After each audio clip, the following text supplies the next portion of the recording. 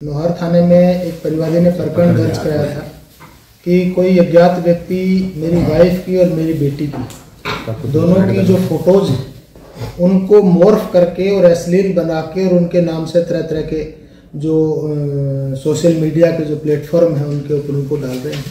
ये प्रकरण 2022 के अंदर दर्ज हुआ था, मार्च 2022।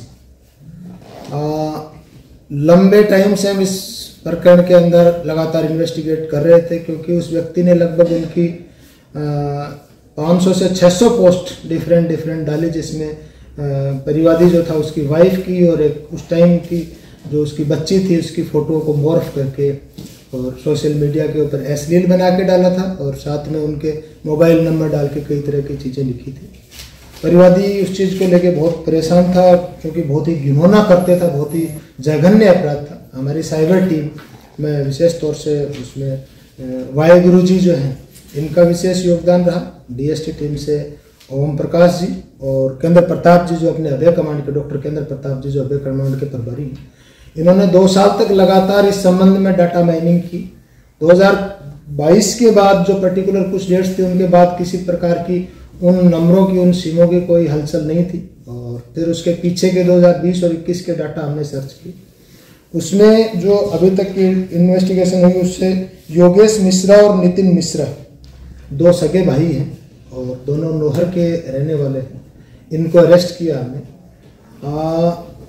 ये लोग बेसिकली क्या करते थे, ये जो लोग जो गांव से वाईफाई जिनकी लगी है उनका सबसे पहले वाईफाई हैक करते थे।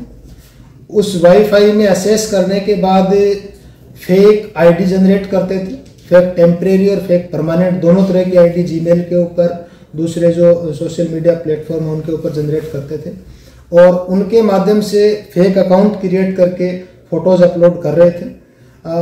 इनका जब मोबाइल सर्च किया, तलाश की, तो उसमें 4005 डिफरेंट जो लड़कियां हैं अपने हनुमानगढ़ की और आसपास के जिलों की जिनकी फोटो उन्होंने सोशल मीडिया प्लेटफॉर्म से उठा रखी थी। जिस टाइम अरेस्ट किया इनको उस टाइम ये लगातार पैरेलल में एक आरोपी 6 लड़कियों से चैट कर रहा था, डिफरेंट तरह की, ज़्यादातर चैटें उसी तरह की हैं। ये अपने आप को थोड़ा सा हाई फाई दिखा के दोस्ती करते थे लड़कियों से और फिर उनके साथ संबंध बनाते थे। इस पर्टिकुलर जो इंसिडेंट है जिसमें जो कारण है वो यहाँ बताने वाला नहीं है, लेकिन उसी तरह की कोई उसका कोई इरादा आरोपी का इसी तरह का है, उसने इस तरह का प्रयास किया। इसमें पीछे भी कोई यदि आरोपी और हो सकते हैं तो उसके संबंध में हम इन्वेस्टिगेशन आगे कर रहे हैं। आपके माध्यम से मेरी लोगों से 2 तरह की अपील रहेगी इस मामले में। सबसे पहला, यदि आप अपना मोबाइल किसी के यहाँ पे ठीक करवाने दे के आते हैं तो एटलीस्ट उस चीज़ का बिल लेके आए, क्योंकि इसमें 1-2 बार ऐसा हुआ है। इसमें प्रारंभिक पूछताछ है, इससे पहले भी 2 बार पूछताछ हुई थी जिसमें इसने बताया कि कोई अनजान व्यक्ति आया था, मेरे से मोबाइल ठीक करवा के लेके गया था, जबकि वो हैंडसेट इसका खुद का था। तो यदि आप किसी दुकानदार को देते हैं तो आप उससे अपना बिल वगैरह, स्लिप वगैरह जरूर लें, अन्यथा कल को आपके समस्या आ सकती है। दूसरा, वाईफाई या ऐसा कोई है आपके पास, सीसीटीवी है, वाईफाई है, तो उसका पासवर्ड आप महीने 2 महीने में अनिवार्य रूप से बदल लें। इसने अपने घर के सामने जो पड़ोसी रहता था उसका वाईफाई हैक करके, तो पिछले लगातार 6 महीने तक हमने जिसके वाईफाई को हैक कर रखा था उससे पूछताछ हो रही थी, लेकिन कोई कारण या कोई ऐसे एविडेंस नहीं निकल के आ रहे थे जिससे उसके ऊपर शक किया जा सके। तो साइबर सिक्योरिटी में ये सभी से मेरी अपील है कि यदि वाईफाई आपके है उसके आप डाटा अपने पासवर्ड आईडी चेंज कर लें। सीसीटीवी यदि आपने लगवा रखे, जिस भी आपने दुकानदार से लगवाए हैं, वो जो आईडी पासवर्ड देके जाता है उसको आप अनिवार्यतः चेक करें। और मोबाइल यदि आप अपना किसी को ठीक करने के लिए या कुछ भी चेंज करने के लिए देते हैं तो उसको कोई रिकॉर्ड आपके पास उस चीज़ का रहे।